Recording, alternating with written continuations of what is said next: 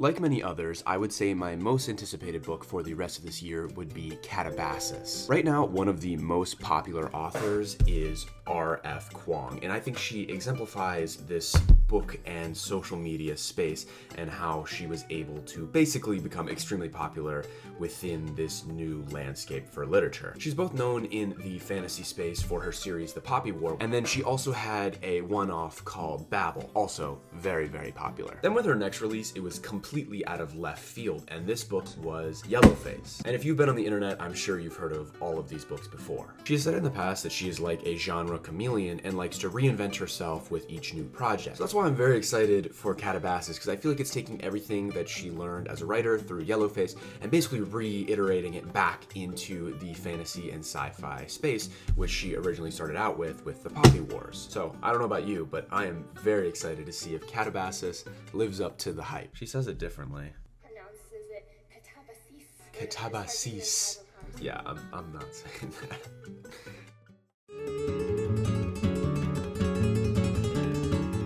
Today is August 26th, and R.F. Kuang's new book comes out today, which I would say I am pretty big, not a big fan, but I'm a decent fan of hers. And here they are, and I'm not gonna lie, I could not resist the sprayed edges. And I got it! Alrighty, here we go.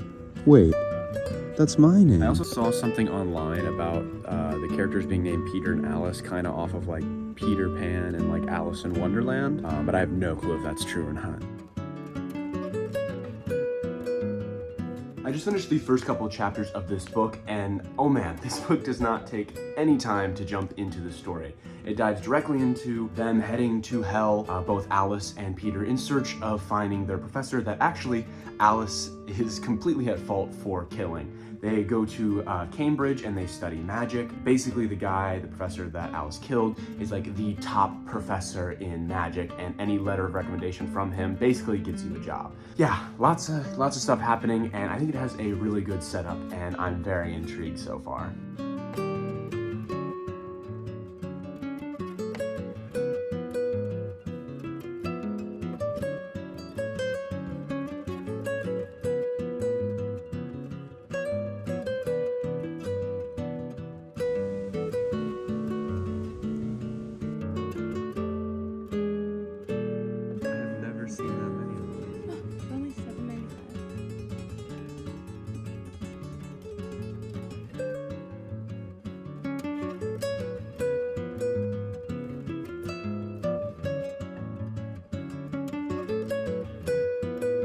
I was just doing some reading, and this just got revealed that basically our character Peter is going to trap Alice in hell for the professor, which is insane. There's been like the last, I would say 20 pages, they were kind of like trauma bonding over all the things that the professor did to them, and how both of them kind of had this shared experience with the professor in the lab.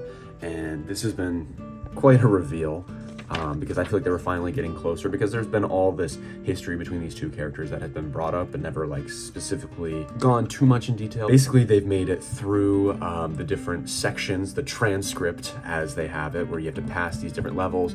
They've gone through Pride, which was like a library. They went through a student center, which was Desire, and they're moving on to the next one. I also forgot to mention that apparently the professor also enhanced Alice's memory by doing a procedure on her, which was insane. So when she fell into the water, it didn't actually affect her memory.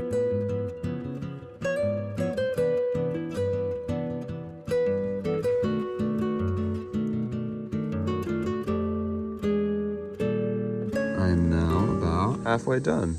Look at that. There has been a lot of good character development over the past couple chapters. I feel like they've quite heavily changed from where they were. That inner conflict of Alice knowing this secret that maybe Peter might turn her in. Also, the lack of her feeling like she actually knows him has really been driving her character. And also, you kind of start to see that Alice is not this naive and nice character. You're starting to see her develop into this more conniving and almost manipulative kind of character. You really see this character development as Alice basically betrays Peter when he ends up choosing the apple for them to stay together from this deity who kind of puts them up against each other, and he chooses to stay with her, and then she chooses to not stay with him and basically leave him with the deity and her go on by herself, and then they actually get saved by this other person named Elizabeth, who actually went to Cambridge as well and died. And she's actually been helping them out. And then you kind of see Alice start to develop. She basically wants to steal this spell that she can use to save Professor Grimm. And there's this clashing between her and Peter, because then she turns on Elizabeth, and then they get kicked off Elizabeth's boat and they're heading through Wrath. And Peter kind of has this breakdown where it kind of feels like maybe Grimm was lying to both of them and making them feel as though the other one was their favorite. The character interaction between both Alice and Peter have been very, very interesting. And you don't really know who to believe at this point, because Peter has all of his own reasonings and Alice has all her reasonings, and they're very much, it just feels like they both just don't know each other at the end of the day, even though they've spent so much time together.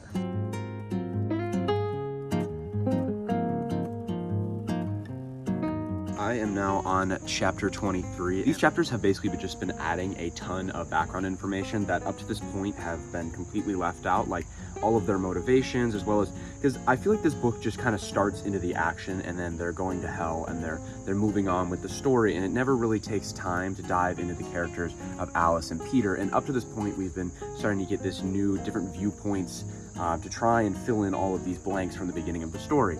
And the whole relationship of Alice and Peter was kind of left up to somewhat of interpretation, that Peter has been kind of this arrogant character, kind of have done a lot of things wrong for Alice, and Alice has also had it very difficult as well. The end of this last chapter had this crazy revelation that Peter actually thinks it is his fault as well.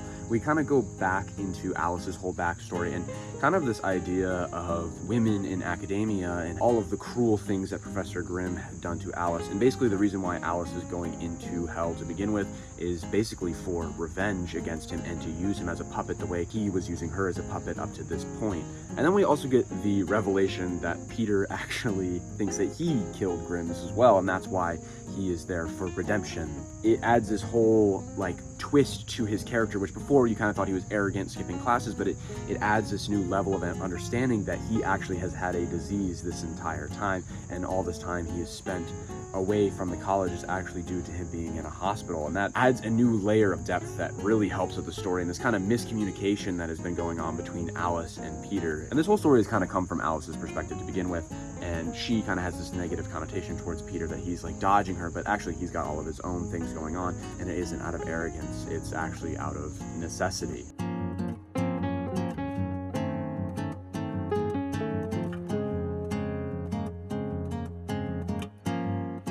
Those last couple chapters were actually insane. Peter actually ended up sacrificing himself for Alice, and now Alice is making her way through cruelty and tyranny by herself, which is crazy. I did not expect that, but I have a feeling he might come back later, but we'll see. Blew my mind.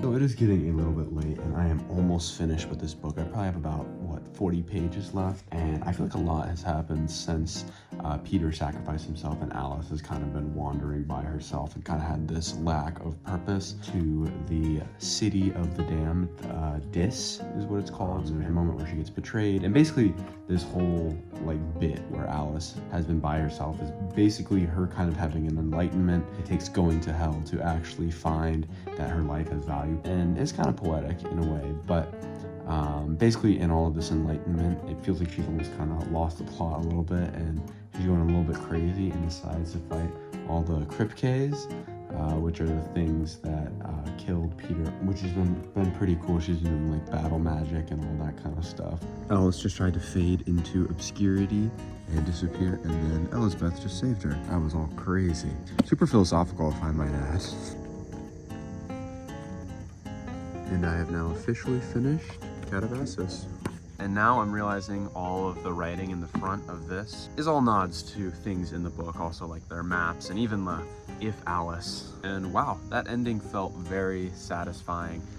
Elizabeth gives Alice a true contradiction, which she is able now to barter with the Lord of the Underworld, which in this case she chooses King Yama. Then she brings Grimm back so she can trade him for Peter, which was a crazy scene, and it felt very good because there was this moment where you could kind of see her trying to almost go back to the way she was, but she is able to withhold, and she trades his soul for Peter, and then she trades the true contradiction to King Yama so that she and Peter can return to campus, which very good. I liked it. It all kind of felt like it tied up very well, and it kind of see that Alice kind of now holds power, which throughout this book you can see that Grimm's hold so much power over Alice, but now she sees who he truly is and that he is somewhat worthless, and all the power that he has over her is no longer. So I really enjoyed Catabasis, and I am well aware that it has been getting a little bit of hate. The hard part about talking about Catabasis is, on the one hand, it was an enjoyable read and truly felt like a natural progression from her last book, Yellowface,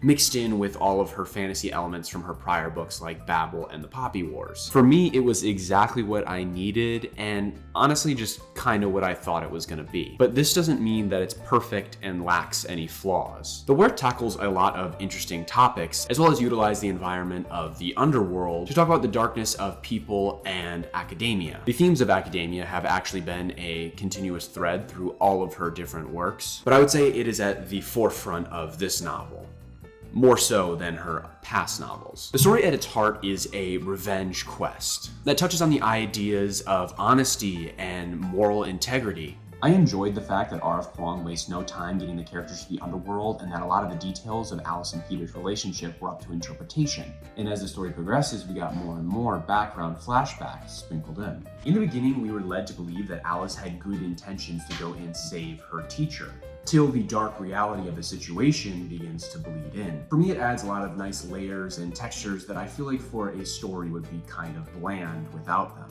Because, let's be honest, hell feels pretty barren in this interpretation of the iconic location. I also enjoyed the fact that the romance was a lot more subtle than I would have expected. It doesn't really feel all up in your face. And I feel like it really goes along with the characters of Alice and Peter, where I feel like they put science and their education way before that of their own bodily needs. And that isn't just in a romantic context, it's also for food. They eat the lembas bread. I did notice that lembas bread is from the Lord of the Rings, which honestly, super cool nod. The relationship is actually so suppressed by their need for academic achievement. It feels like the other person doesn't know what the other person is thinking at any point in this book till the very conclusion of the story. Almost to the point where you think that the other person just isn't even interested in the other one. Even coming directly from Alice's perspective, you see her fluctuate on her emotions on their relationship the entire book. It goes from like 0 to like 5 pretty much the entire book until the very end. It's at like a 7 where she's like interested in him. Also, I really enjoyed the fact that it goes towards a future romance, and that's where the conclusion was. I felt like it was very nice that they didn't like